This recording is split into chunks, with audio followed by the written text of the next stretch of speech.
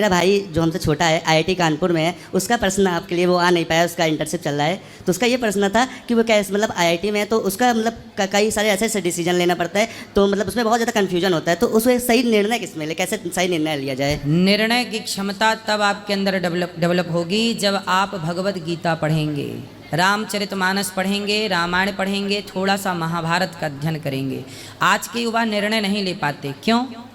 क्योंकि निर्णय लेने के लिए आपके अंदर नॉलेज तो हो, ज्ञान तो हो, और ज्ञान हमारे शास्त्रों में भरा पड़ा है, पर आज के युवाओं को वो ज्ञान लेना नहीं है। आज के युवाओं को मुन्नी बदनाम हुई से टाइम नहीं मिल रहा है, शीला की जवानी से फुर्सत नहीं है, तो कौन गीता पढ़ेगा, कौन रामायण पढ़ेगा? तो वो निर्णय ले नहीं पाते। और निर्णय लेते भी हैं लड़के, तो क्या निर्णय लेते हैं?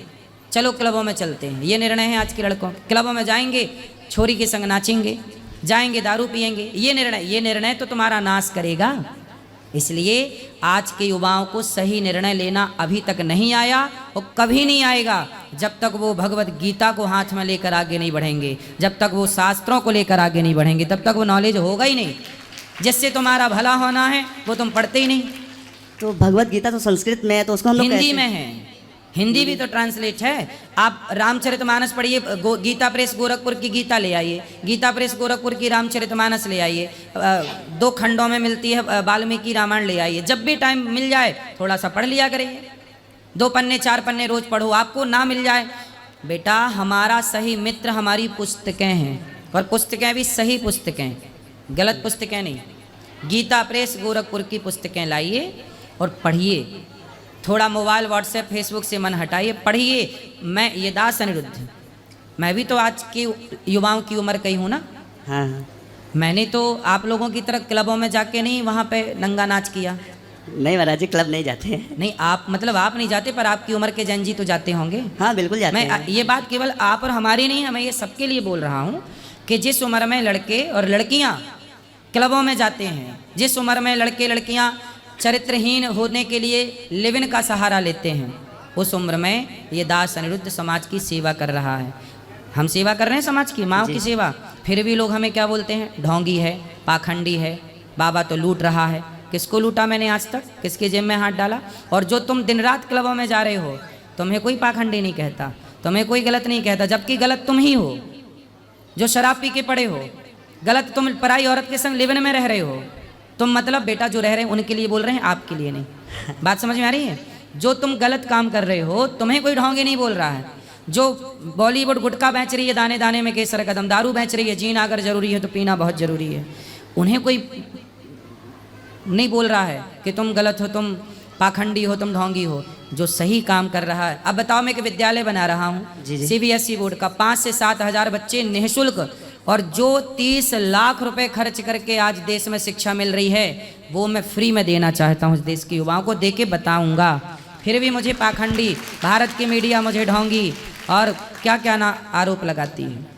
तो जो गलत हैं लोग उन्हें कुछ कह नहीं रहे हैं, तो सही काम करेगा उसे ही लोग कहेंगे। इसलिए बेटा आप सही रास्ते पे चलिएगा, गलत रास्ता मत पकड़िएगा। गलत रास्ता गलत ही रहेगा। और आज के युवा भटके हैं, उनको कौन ठीक करेगा?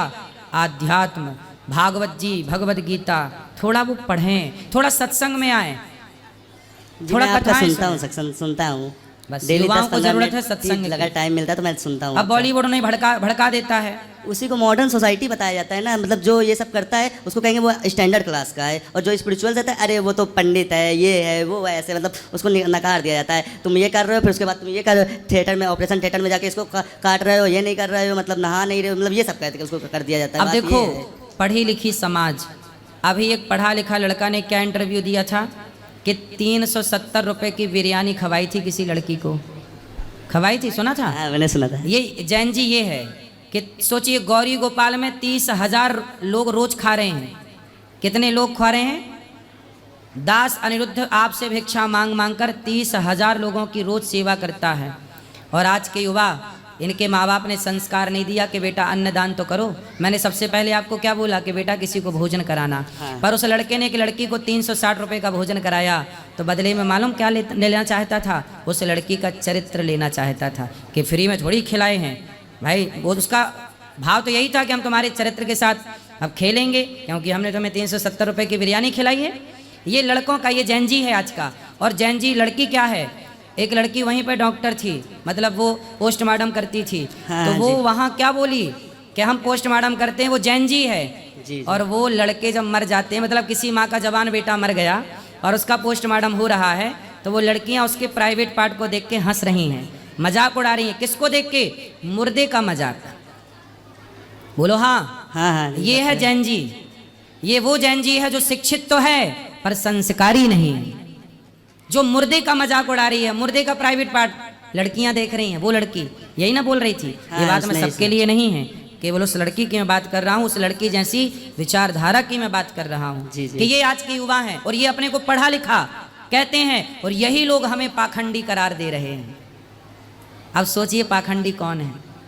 जी। ये जनता जनार्दन, आपकी आंखों की पट्टी कब हटेगी मुझे नहीं पता, आज के जैन जी की आंखों की पट्टी कब हटेगी मुझे नहीं पता, पर देख लीजिए समाज में जो गलत हैं उन्हें समाज अच्छा स्टैंडर्ड क्लास में रखने की कोशिश स्टैंडर्ड करता कह रहा रहता है, और जो सही हैं उनको एकदम लोअर पंडित, ये उल्टा सीधा मतलब वर्ड यूज करके रहता है, यूज करा जा रहा है उनके लिए। देख लीजिए। जी, बात तो सही हम है। तो बूढ़ी माओ के पांव दबाते हैं, बूढ़ों का सम्मान करते हैं, आपका देखो सम्मान कर रहे हैं, आपसे बात कर रहे हैं जी। और वो लड़की मुर्दे का मजाक उड़ा रही है। ऐसी जबकि पढ़ाई किस काम की है?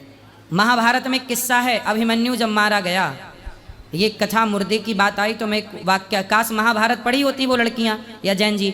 महाभारत में जब अभिमन्यु मारे गए, तो अभिमन्यु जब मारे गए तो एक महारथी से एक महारथी को लड़ना था, पर उनसे 7 महारथियों ने लड़ा और मारे गए। चलो मर गए कोई बात नहीं, लेकिन अर्जुन का दिमाग तब आया, खराब हुआ कि नहीं मैं मारूंगा।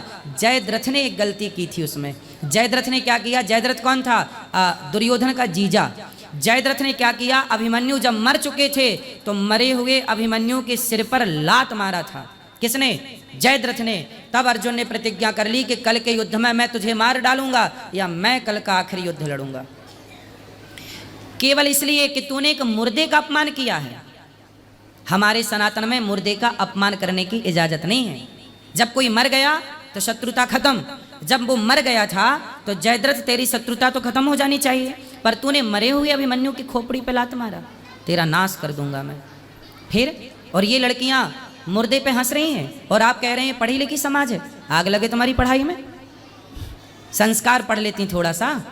शिक्षित समाज, आज डॉक्टर कितना पढ़ा लिखा तब ना डॉक्टर बना। पर वही कुछ, मैं सबके लिए नहीं बोल रहा हूँ, कुछ डॉक्टर मुर्दों को भर्ती कर लेते हैं। कुछ डॉक्टरों को पता होता है कि ऑपरेशन की जरूरत नहीं है, फिर भी पैसे के लालच में ऑपरेशन कर लेते हैं। ये शिक्षित तो है, संस्कारी नहीं है। इसलिए मैं कहता हूं, इस देश की सरकारों से प्रार्थना करता हूं, बच्चों को शिक्षित बनाइए, पर शिक्षा जितनी जरूरी है उससे कई गुना ज्यादा जरूरी संस्कारों की है। बच्चों को संस्कार दीजिए, वरना ये भारत रोएगा एक दिन। जब आपकी संतान शिक्षित है और संस्कारी नहीं होगी तो आपकी औलाद आपको गिलास भर पानी ना देगी, आपकी औलाद आपको 2 वक्त की रोटी ना देगी, क्योंकि संस्कार तो है ही नहीं और इस पर कोई ध्यान दे नहीं रहा है। हम लोग बोलते हैं तो हमें पाखंडी कह के चुप करा दिया जाता है।